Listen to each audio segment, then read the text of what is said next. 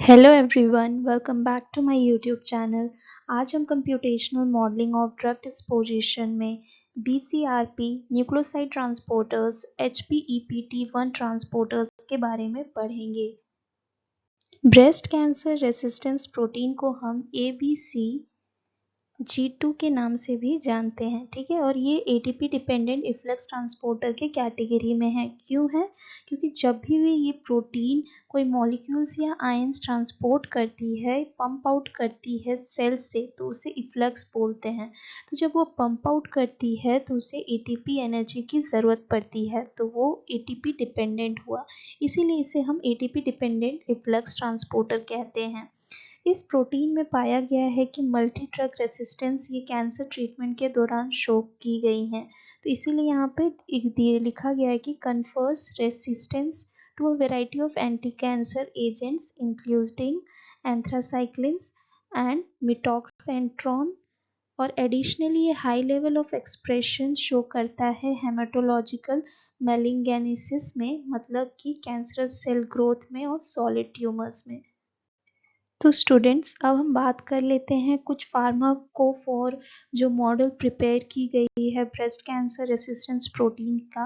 तो उसमें क्या हुआ है ना, उस मॉडल बनाने के दौरान देखा गया है कि जो स्ट्रक्चरल फीचर्स रिक्वायरमेंट बीसीआरपी के हैं वो होनी चाहिए presence of 2-3 double bond in ring cyclo oxylation at position 5।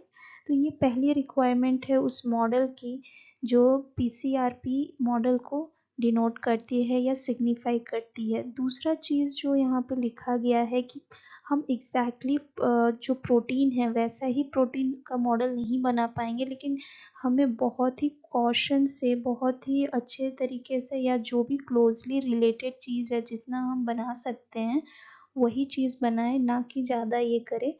और थर्ड इसमें लिखा गया है कि जो जैंग हैं, जो कि साइंटिस्ट जिन्होंने ये बनाया है मॉडल, वो जनरेट किए थे बीसीआरपी 3D QSAR मॉडल और एनालाइज किया था structure and activity of 25 flavonoid analogues का। तो अब हम बात करते हैं न्यूक्लियोसाइड ट्रांसपोर्टर्स के बारे में। न्यूक्लियोसाइड ट्रांसपोर्टर्स जो है, इनके जो एनालॉग है, न्यूक्लियोसाइड एनालॉग्स, ये ट्रीटमेंट के लिए यूज़ होते हैं कैंसरस ग्रोथ के। और इसके जो होते हैं ना, मेन 2 कैटेगरीज होते हैं, एक सीएनटी और दूसरा ईएनटी, जो कि आप यहाँ पे डिफरेंट टाइप्स ऑफ देख सकते हो। सीएनटी का मतलब होता है कॉन्सेंट्रेटेड न्यूक्लियोटाइड ट्रांसपोर्टर, और ईएनटी का मतलब होता है इक्विलिब्रेटिव न्यूक्लियोसाइड ट्रांसपोर्टर। तो इन तीनों का यहाँ पे जो पहला सेंटेंस में आप देख सकते हो कि डिफरेंट टाइप्स ऑफ जो होते हैं सीएनटी के 1, 2, 3, और ईएनटी 1 का होता है, 2 का होता है। तो ये सारे डिफरेंट सबस्ट्रेट प्रेजेंट होते हैं न्यूक्लियोसाइड ट्रांसपोर्टर्स के।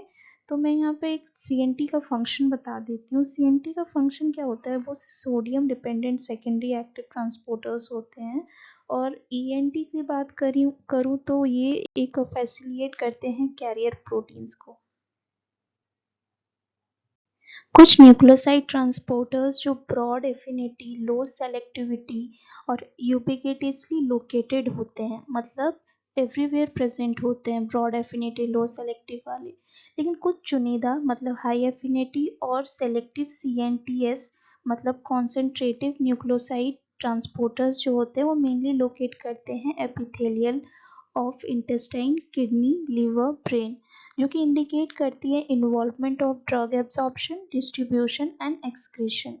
उसके बाद नेक्स्ट पॉइंट में आप देखिए, एक कॉम्प्रिहेंसिव स्टडी की गई थी जिससे जनरेट किया गया डिफरेंट मॉडल्स, जैसे कि CNT1, CNT2, ENT1, और उसके साथ both pharmacophore and 3D QSAR modelling techniques. तो ये सारे चीज़ें डिस्टिंक्टिव मॉडल्स में जनरेट करने में हेल्प हुई।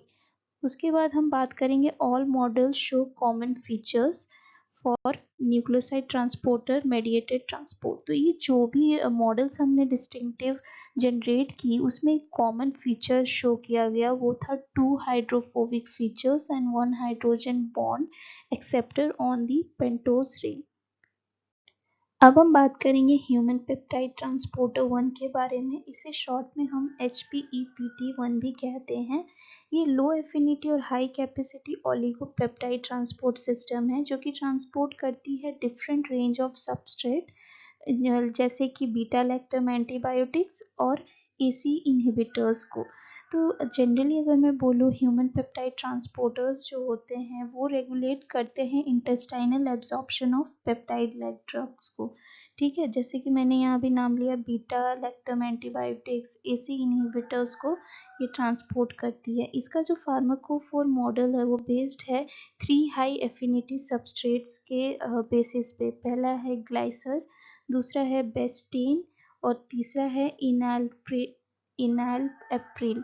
ठीक है, जो कि रिकॉग्नाइज किए 2 हाइड्रोफोबिक फीचर्स को, 1 हाइड्रोजन बॉन्ड डोनर को, 1 हाइड्रोजन बॉन्ड एक्सेप्टर को और 1 नेगेटिव आयोनाइजेबल फीचर्स।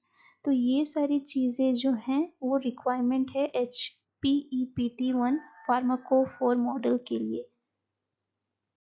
ये फार्माकोफोर मॉडल जो है इसमें हमने एंटी डायबिटिक रेपाग्लिनाइड और HMG-CoA रिडक्टेस इनहिबिटर फ्लूबावेस्टिन जो है सजेस्ट किया था और लेटर वेरीफाई किया कि ये इन HPEPT1 जो है इनहिबिट करते हैं इनको, और ये जो मिलीमोलर पोटेंसी जो है उसको और भी कम करके लेके आती है। तो ये तो बात हुई डिफरेंट फार्माकोफोर मॉडल्स के डिफरेंट प्रोटीन्स के बारे में। आई होप आपको आज की वीडियो समझ में आई होगी। कुछ भी डाउट हो तो आप मुझे कमेंट करके पूछ सकते हैं। Thank you.